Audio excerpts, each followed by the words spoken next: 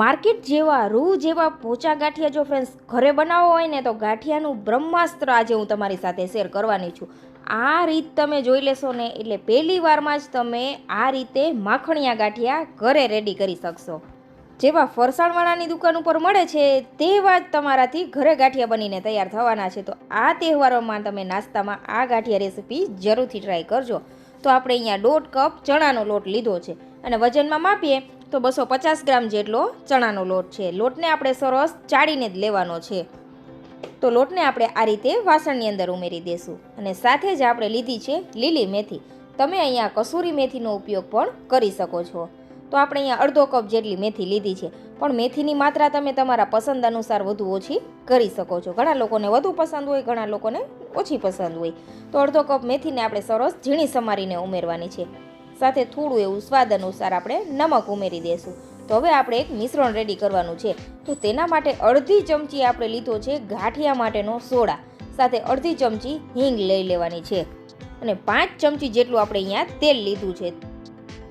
જેટલું તેલ લીધું એટલું જ આપણે પાણી લેવાનું છે અને આ મિશ્રણને આપણે સરસ ફેટી લેવાનું છે. મિક્સર જારમાં ઉમેરી શકો છો અથવા તમે બ્લેન્ડરની મદદથી પણ બ્લેન્ડ કરી શકો છો, પણ આ રીતે ફ્લફી બેટર હોવું જોઈએ જેથી આપણા ગાંઠિયા પરફેક્ટ બને. તો તમે અહીંયા જોઈ શકો છો.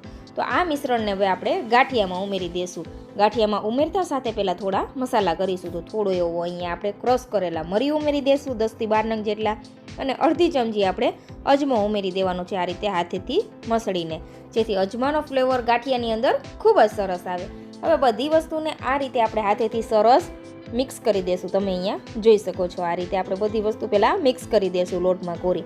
ગાંઠિયા બનાવવાનો લોટ બાંધવામાં ફ્રેન્ડ્સ તમારે પાણી ઉમેરવાનું જ ખૂબી છે. તો અહીંયા આ રીતે જો આ મિશ્રણ બનાવીને લેશો ને એટલે પહેલી વારમાં જ તમારાથી પરફેક્ટ ગાંઠિયા બનશે. ઘણી વખત આપણે બધી વસ્તુ એકી સાથે ઉમેરી દઈને લોટ બાંધી દઈએ તો તે રીત ખોટી છે ફ્રેન્ડ્સ. આ રીતથી તમે બનાવશો ને એટલે પરફેક્ટ એવા ગાંઠિયા બનશે. તો મારી રેસીપી ફ્રેન્ડ્સ તમને થોડી પણ યુઝફુલ લાગે તો પ્લીઝ ફ્રેન્ડ ચેનલને સબસ્ક્રાઈબ કરજો અને વિડીયો વધુમાં વધુ તમારા ફ્રેન્ડ્સ અને ફેમિલી મેમ્બરમાં શેર કરવાનું તો ભૂલતા જ નહીં. તો આ રીતે બધી વસ્તુને આપણે સરસ મિક્સ કરી દઈશું. તમે અહીંયા જોઈ શકો છો આ રીતે લોટ બાંધતું જવાનું છે અને આપણે જે પાણી ઉમેરેલું એમાં જ પહેલાં આપણે લોટ બાંધી લેવાનો. જો જરૂર લાગે તો 1 થી 2 ચમચી જેટલું ઉપરથી પાણી ઉમેરી શકો છો, પણ ચણાનો લોટ છે ને તે થોડો ચીકાશ પડતો હોય છે એટલે વધુ પાણીની જરૂર નહીં પડે. પહેલાં આ રીતે બધી વસ્તુ બાઇન્ડ કરી લેવાની. તમે અહીંયા જોઈ શકો છો આ રીતનો જેવો ભાખરી બનાવવા માટેનો લોટ હોય ને એવો લોટ તો બંધાય છે, પણ આ લોટ ગાંઠિયા બનાવવા માટે પરફેક્ટ નથી. તો હવે શું કરવાનું, આપણે થોડું બીજું પાણી લઈ લેવાનું, સાદું પાણી, અને થોડું પાણી ઉમેરતા જવાનું 2 થી 3 ચમચી જેટલું, અને લોટને સરસ મસળતા જવાનો અને ઢીલો કરતો જવાનો. આ સ્ટેપ ખૂબ ઇમ્પોર્ટન્ટ છે ફ્રેન્ડ્સ. લોટને મસળવો ખૂબ જરૂરી છે. જેટલો લોટ મસળશો ને એટલા ગાંઠિયા છે તે સફેદ અને પોચા બનીને રેડી થશે. તો અહીંયા પહેલાં લોટનો કલર કેવો હતો અને મસળ્યા બાદ કેવો થઈ ગયો છે તમે અહીંયા જોઈ શકો છો. બસ આ રીતનો જ આપણે લોટનો કલર રાખવાનો છે અને કન્સિસ્ટન્સી પણ આ રીતની રાખવાની છે. તો આપણું તેલ ગરમ થઈ ગયું છે. તેલને સારી રીતે ગરમ કરવાનું છે અને બને તો આ રીતે લોખંડનું બકડિયું હોય ને તેમાં જ તમે ગાંઠિયા બનાવજો જેથી તેલનું ટેમ્પરેચર પર સરસ જળવાઈ રહે. તો હવે ચંપાકલી ગાંઠિયા બનાવવા માટેનો જારો લીધો છે. તેની ઉપર આપણે પહેલાં થોડું પાણી ઉમેરી દઈશું જેથી આપણો લોટ છે તે ચીપકે નહીં જારા ઉપર. અને આ રીતે આપણે જે ગાંઠિયાનો લોટ હતો તે રાખી દઈશું અને હથેળીની મદદથી આપણે ઘસતા જશું અને આંગળીની મદદથી લોટને આ રીતે ભેગો કરીને લોટને ઘસવાનો છે. તો તમે જોઈ શકો છો ખૂબ જ સરસ એવા આપણા ગાંઠિયા પડી રહ્યા છે. આ ગાંઠિયા બનાવશો ને ફ્રેન્ડ્સ એટલે પાડોશી પણ તમારા ઘરે નાસ્તો કરવા આવશે, એટલી સરસ આખા ઘરમાં સુગંધ આવે છે. તો અહીંયા તમે જોઈ શકો છો આપણે મેથી ઝીણી સમારેલી છે ને તેને લીધે સરસ એવી મેથી ચારામાંથી પડે છે. જો મોટા પાંદડા હશે ને તો ગાંઠિયા પરફેક્ટ નહીં બને, એટલે ઝીણી સમારીને જ મેથી ઉમેરવાની છે. તો આ રીતે ઉલટ પુલટ કરીને આપણે ગાંઠિયાને સરસ તળી લેવાના છે. અહીંયા એક વાતનું ફ્રેન્ડ્સ ખાસ ધ્યાન રાખવાનું કે તેલનું ટેમ્પરેચર સારું હોવું જોઈએ. વધુ બહુ ઉકળતું ગરમ નહીં કે સાવ ઠંડુ નહીં. જો મીડિયમ તેલ ગરમ હશે ને તો આ ગાંઠિયા છે ને તે બધું તેલ પી જશે અને પરફેક્ટ ફૂલેલો ગાંઠિયો નહીં બને. તે વાતનું તમારે ખાસ ધ્યાન રાખવાનું. તમે અહીંયા જોઈ શકો છો સરસ એવા ઊંચા માખણિયા ગાંઠિયા આપણા રેડી થયા છે. બસ આ રીતનું આપણે તેલ રાખવાનું છે.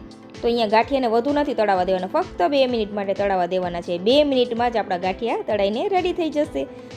તો આ રીતે બાકી રહેલા લોટમાંથી પણ આપણે ગાંઠિયા બનાવી લેશું. ફ્રેન્ડ્સ, ગાંઠિયા બનાવવું ત્યારે એક વાતનું ખાસ ધ્યાન રાખવાનું કે આ રીતે ઊંચું બકડિયું હોય એવું જ લેવાનું, જેથી આપણા હાથ ઉપર વરાળ ન આવે. અને જો તમે પહેલી વાર બનાવતા હોય ને તો ત્યારે એક વ્યક્તિને આ બકડિયું પકડવા માટે રાખવાનું, જેથી તમે ગાંઠિયા ઉપર જે વજન દઈને ગાંઠિયા બનાવો, જેથી બકડિયું છે તે ઉછળે નહીં. આવી નાની નાની ટિપ્સનું ધ્યાન રાખીને ગાંઠિયા બનાવવાના.